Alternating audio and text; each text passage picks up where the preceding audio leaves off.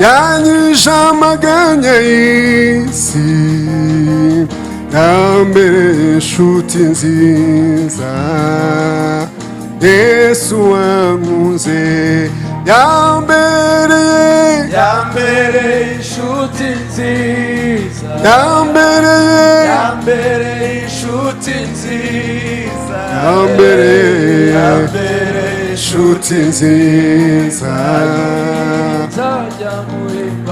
oya ruindushi zose, yaojeje amarira bose, yambereye inshuti nziza, Yesu wankunze, yambereye inshuti nziza, yambereye arushe bose, yaojeje ingumba z'isi, yambereye inshuti nziza, Yesu wankunze, yambereye inshuti nziza, yambereye inshuti nziza, yambereye uhimbazwe nziza, oya mosheje mpfuye rwose, yaojeje amarira kw'isi, yambereye inshuti nziza, Yesu wankunze, yambereye inshuti nziza, yambereye inshuti nziza, yaojeje amarira bose, yambereye inshuti nziza, Yesu wankunze, yambereye inshuti nziza, yambereye inshuti nziza, yambereye inshuti nziza, Yesu wankunze, oya yaojeje ababyeyi bose, yaojeje abo mw'isi bose, yambereye inshuti nziza, Yesu wankunze, yambereye inshuti nziza, yambereye inshuti nziza, yambereye inshuti nziza, yaratsinze, Yesu yaratsinze,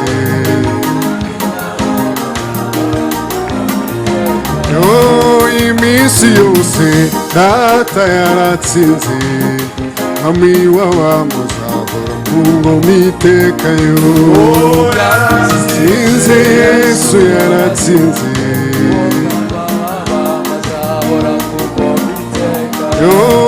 igorogota data yaratsinze, mwami w'abamuzahora ku ngoma iteka, yaratsinze, Yesu yaratsinze,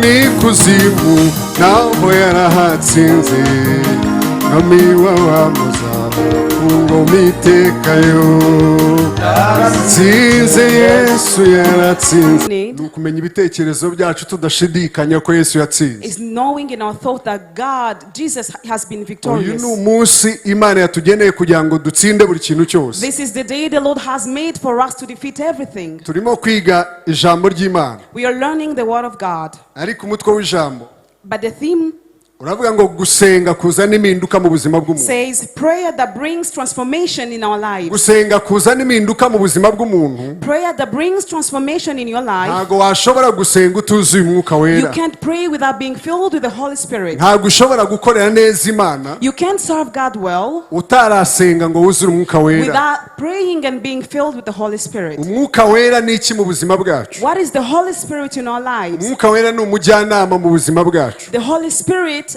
is our governor. Kandi umwuka wera atwigisha buri munsi gutunganya imirimo y'Imana. And he teaches day in day out to be well and perform God's ways and bigusaba intentions. kuba uri umuntu ugira amahame adahinduka. A person that has principles that don't change. Gusenga Praying, hari ukubivuga, there is talking about hari praying, no kubiririmba kenshi, and there is singing about praying. ariko gusenga ni igikorwa ukora ushoye ubuzima bwawe. But praying is an act that you do with your life. Abantu baririmba ugafashwa, People can sing and you're blessed. abantu babwiriza ugafashwa, People can preach and you can be blessed. ariko gusenga However, praying bisaba wowe ku giti cyawe. requires you on yourself.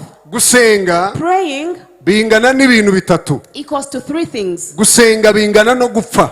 Praying equals to die. Gupfa Dying, ntabwo umuntu amwe apfa ngo undi bamushyingure, one person doesn't die and the other one is ahubwo being buri buried. umwe apfa ku giti cye. But everybody dies on their Niko self. gusenga nabigereranya kugira ngo ushobore kubyumva.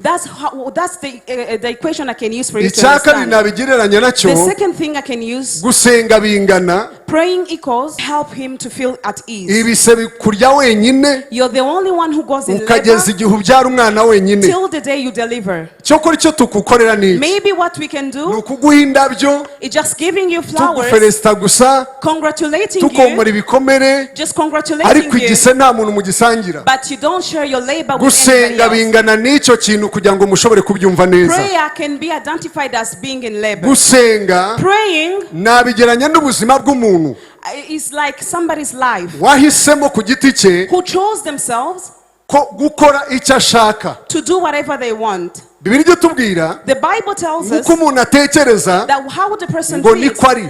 that's how they are. Uko utekereza uyu munsi, The way you think today, nta wundi muntu dukeneye kumenya, we don't need anyone else. dukeneye kureba ibyo ukora biri mu bitekerezo We just byawe. want to see you act. He will tell us your thoughts. Ibyo bingana no gusenga biri mu buzima That bwawe. equals with prayers in your life. Gusenga kuzana impinduka, kurinda n'abakugose. And protect people surrounding you. Gusenga kuzana Praying impinduka, brings transformation, kurinda wowe, protects you, kukarenga wowe, and far you, kukarenga n'igihugu. and even beyond the country. Gusenga Praying bizana amahoro mu mutima w'umuntu, brings peace in all bikazana people's amahoro hearts, mu byo ukora, brings peace in whatever ukajya you do. ugenda wumva mu mutima nta kintu And wishinja. once you're walking, you feel at ease. Gusenga Praying ni ikintu abantu bavuga, is something people ni talk ikintu abantu about. bakunda kwamamaza rwose. It's something people prophesy about. Bakavuga ko bari iminsi 40, They say maybe you're going to pray ubu for bwo 40 umwaka days. ugeze hagati bigiye guhinduka. And now that the year is in the Abantu middle, mushyiraho amatangazo yo gusenga iminsi 40, people are going to say that it's 40 abandi days of prayers. 21, Others 21 days of abandi prayers. 120. Others 120 days Ibyo of byose ni prayers. byiza kubitangaza All of that rwose, is nice to ariko announce. ntacyo bimaze However, it doesn't mu serve muntu anything ubivuga gusa, for a person who only ariko says adashobora that kubishyira mu and bikorwa. then don't bring them in another area. Gusenga icya mbere Prayers, first of all, guhindura mindset y'umuntu, it changes your own mindset. gutunganya ibitekerezo, It changes your thoughts. gutunganya ibikorwa It by'umuntu, changes your actions. gutunganya buri icyo ukora cyose. It transforms all your deeds. Niyo mpamvu buri gihe utubwira That's the reason why ngo the icyo Bible muzakora says, cyose whatever you'll do kizababera cyiza. will be great. Umuntu usenga neza, A person that prays umuntu ukunda well, Imana a neza, person that loves buri God, kintu akoze whatever they do kimubera cyiza. becomes nice. Ahantu atuye Wherever you stay, agira amahoro, you are at peace. mu kazi akora At work, agakora neza, they perform well. ntabwo agakora nkawe, They don't do it, ahubwo abazi ko hari inshingano Imana yamushinze. but they know that God set some goal for them. Gusenga Praying gukuraho buri kintu cyose, removes everything. ibyo abantu bavuga ngo ntabwo bishoboka, What people say is impossible. ariko ku muntu usenga, But for ko Imana ijya yirengagiza umutima w'umuntu usenga God atunganye. doesn't forget the heart of a person that prays well. Mureke dushimire uyu muntu, Imana iguhe umugisha. Amen. Bwana apewe sifa. Praise God. Reka twumve ijambo ry'Imana Let us read the word of God. muri Yesaya Isaiah 38, chapter 38 duhere ku murongo wa mbere. from the first verse. Haravuga ngo muri iyo minsi Hezekiya ararwara yenda gupfa. Bukeye umuhanuzi Yesaya mwene Amosi aramusanga aramubwira ati, Uwiteka aravuze ngo tegura iby'inzu yawe kuko utazakira ahubwo ugiye gutanga. Umurongo wa kabiri hakavuga ngo nuko Hezekiya yerekera ivure atakambira Uwiteka ati, ndakwinginze Uwiteka uyu munsi wibuke ko imbere yawe. Nuko Hezekiya ararira cyane. umurongo wa 4 akavuga ngo maze ijambo ry'Uwiteka rigera kuri Yesaya riti subirayo ubwire Hezekiya uti Uwiteka Imana ya sogokuruza Dawidi iravuze iti numvise gusenga kwawe mbona n'amarira yawe kubaho kwawe nzongeraho indi myaka 15 kandi nzagukizanya n'uyu murwa nkize ngukize umwami wa Ashuri. Ese ashimwe cyane. Hari ibintu bine Imana yakoreye Hezekiya. There are 4 things that God did for Hezekiah. Hezekiya yimye kuba umwami wa Israeli afite imyaka 21. When he went to throne, he was 21 years yari old. umwana muto w'umusore. He was a young. They've constructed some shrines for the uko idols. bucye nuko bwije bakajya gutamba ibitambo aho hantu hari ibigirwamana. They will go give sacrifices to their idols. Bibiliya ikomeza ivuga The Bible tells us ngo hari ahantu bari barashinze inkingi z'urwibutso. They had pillars of remembrance. Ariko izo nkingi zareguriwe ibigirwamana. But those pillars of remembrance was now for buri the gihe bakajya gutanga amaturo no kubitangaho imibabwe ihumura neza. Every day they could go give sacrifice. Mu rwego rwo kuramya ibyo bigirwamana. As because they were praying and idolizing those idols. Icya gatatu, the third thing, hari inzoka yitwa Nehushitani. There was a snake. Ya nzoka Mose yamanitse y'umuringa mu butayu. Remember the snake that Moses